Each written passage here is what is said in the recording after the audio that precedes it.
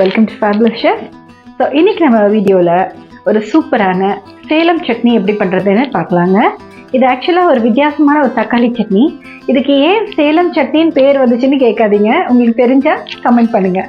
Okay friends, வாங்க இந்த recipe எப்படி பண்ணுறதுன்னு பார்க்கலாம். இது இட்லி தோசைக்கெல்லாம் ரொம்பவே சூப்பராக இருக்கும். ஸோ நீங்களும் கண்டிப்பாக ட்ரை பண்ணி பாருங்கள்.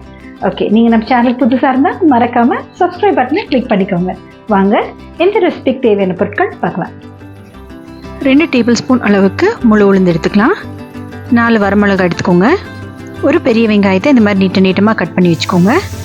3 ஆப்பிள் தக்காளி பழத்தை கட் பண்ணி வச்சுக்கோங்க. அரை மூடி அளவுக்கு தேங்காய் திருவி எடுத்து வச்சுக்கோங்க. ஒரு கைப்பிடி அளவுக்கு மல்லித்தலையை நல்லா பொடியாக நறுக்கி வச்சுக்கோங்க. அது கூடவே கொஞ்சம் கருவேப்பிலை வேணுங்க. தாளிப்புக்கு கொஞ்சம் கடுகு உளுந்து எடுத்துக்கோங்க. ஓகே ஃப்ரெண்ட்ஸ், நம்ம சேலம் சட்னிக்கு தேவையான பொருட்கள் எல்லாமே ரெடியாக இருக்குது. வாங்க இந்த ரெசிபி எப்படி பண்ணுறதுன்னு பார்க்கலாம். இப்போ ஒரு வடை சட்டி வச்சுக்கோங்க. வடை சட்டி நல்லா சூடாகட்டும். சூடானதும் ஒரு 2 டேபிள் ஸ்பூன் அளவுக்கு எண்ணெய் சேர்த்துக்கோங்க. இப்போது நம்ம எடுத்து வச்சுருக்கிற அந்த முழு உளுந்து முதல்ல சேர்த்துக்கலாம். நீங்கள் முழு உளுந்துக்கு பதிலாக உடச்சி உளுந்து வேணாலும் யூஸ் பண்ணிக்கலாங்க. அது கூடவே அந்த வரமிளகாயும் சேர்த்துக்கோங்க. அந்த முழு உளுந்து நல்லா பொன்னிறமாக வர வரைக்கும் நல்லா வறுத்துக்கோங்க.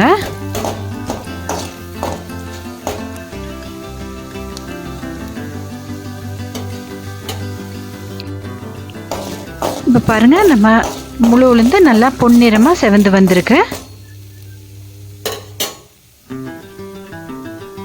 இப்போது நம்ம கட் பண்ணி வச்சுருக்கிற அந்த பெரிய வெங்காயத்தை சேர்த்துக்கலாம். அதையும் ஒரு 2 நிமிஷம் நல்லா வணக்கிக்கோங்க. இந்த சட்னியோட அளவு ஒரு 4லேருந்து 5 பேர் சாப்பிட்லாங்க. இது இட்லி தோசைக்கெல்லாம் ரொம்பவே நல்லாயிருக்கும். இப்போ பாருங்கள், அந்த வெங்காயம் ஓரளவுக்கு நல்லா வணங்கினதும் நம்ம கட் பண்ணி வச்சுருக்கிற அந்த ஆப்பிள் தக்காளி பழத்தை சேர்த்துக்கலாம். இதுக்கு ஆப்பிள் தக்காளி பழம் தாங்க நல்லாயிருக்கும்.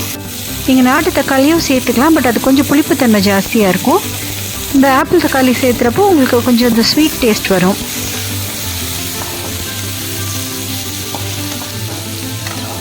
இப்போ இதை 2 நிமிஷம் நல்லா வணக்கி விட்டுக்கோங்க.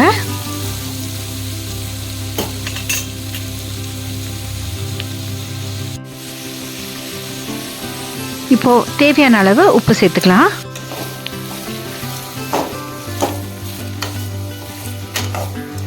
நான் இன்றைக்கி 1 டீஸ்பூன் அளவுக்கு கல்லுப்பு சேர்த்துருக்கேன். நீங்கள் உங்கள் டேஸ்ட்டுக்கு தகுந்த மாதிரி உப்பு போட்டுக்கோங்க.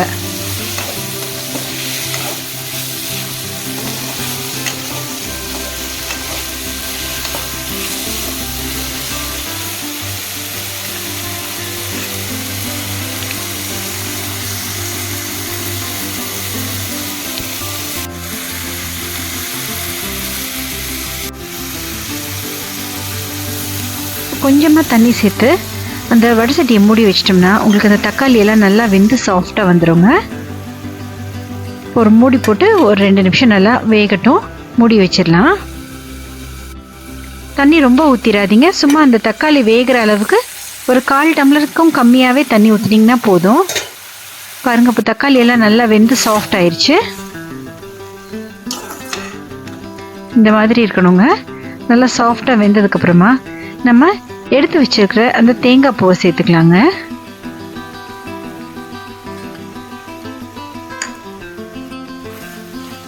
இப்போ அதையும் ஒரு 2 நிமிஷம் வணக்கிக்கோங்க.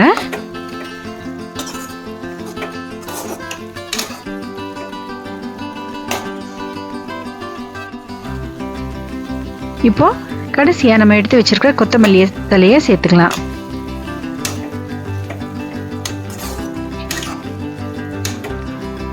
இந்த கொத்தமல்லி தலை சேர்த்ததும் 2 வணக்கு வணக்கிக்கோங்க.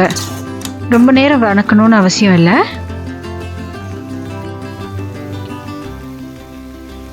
இப்போ அது கூடவே ஒரு 1/4 டீஸ்பூன் அளவுக்கு சர்க்கரை சேர்த்துக்கலாம். இது உங்களுக்கு ஒரு நல்ல ஒரு டேஸ்ட் கொடுக்குங்க இந்த சட்னிக்கு. கடைசியாக கொஞ்சமாக பெருங்காயத்தூள் சேர்த்துக்கலாம். ஒரு 2 பிஞ்ச் அளவுக்கு பெருங்காயத்தூள் சேர்த்துக்கலாங்க. இப்போ இது எல்லாத்தையுமே நல்லா வணக்கிக்கோங்க. ஒரு 2 நிமிஷம் வணக்கினாலே போதும். வணக்கிட்டு நம்ம நல்லா ஆற வச்சு அதை அரைச்சிக்கலாங்க. இப்போ நம்ம சட்னி கொஞ்சம் ஆறிடுச்சு. இப்போ நம்ம வணக்கி வச்சுருக்கிற அந்த மசாலா எல்லாத்தையுமே ஒரு மிக்சியில் சேர்த்து நல்லா நைஸாக அரைச்சிக்கலாம். அதில் இருக்கிற தண்ணியே போதும். உங்களுக்கு தேவைப்பட்டால் கொஞ்சமாக தண்ணி சேர்த்து அரைச்சிக்கலாம். பாருங்கள், நம்ம சட்னி அரைச்சாச்சு. இந்த மாதிரி நைஸாக அரைச்சி ஒரு கிண்ணத்துக்கு மாற்றிடுங்க. இப்போ இன்னொரு வடசட்டி வச்சு அதில் கொஞ்சமாக எண்ணெய் சேர்த்து அந்த எண்ணெய் சூடானதும் கொஞ்சம் கடுகு உளுந்து கருவேப்பிலை சேர்த்து தாளிச்சிக்கலாம்.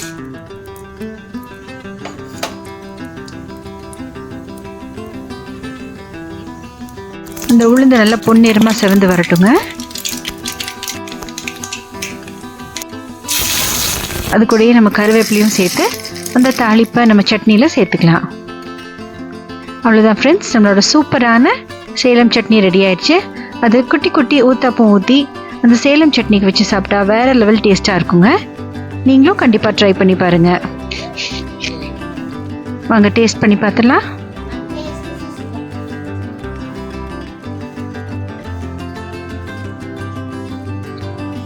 ரொம்பவே சூப்பராக வந்திருக்கு. நீங்களும் கண்டிப்பாக ட்ரை பண்ணி பார்த்துட்டு உங்கள் கமெண்ட்ஸ் எனக்கு சொல்லுங்கள்.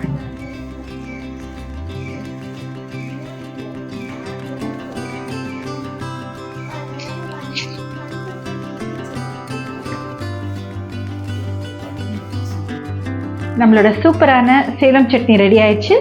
நீங்களும் கண்டிப்பாக ட்ரை பண்ணி பாருங்கள். ட்ரை பண்ணிவிட்டு இதுக்கு சேலம் சட்னின்னு ஏன் பேர் வந்துச்சுன்னு எனக்கு கமெண்ட் பண்ணுங்கள். ஓகே, உங்களுக்கு இந்த ரெசிபி பிடிச்சிருந்தா லைக் பண்ணுங்கள், கமெண்ட் பண்ணுங்கள். ஃபேப்லஸ் ஷெஃப்க்கு கண்டிப்பாக சப்ஸ்கிரைப் பண்ணுங்கள். இன்னொரு இன்ட்ரெஸ்டிங்கான வீடியோட உங்களை சீக்கிரமாக சந்திக்கிறேன்.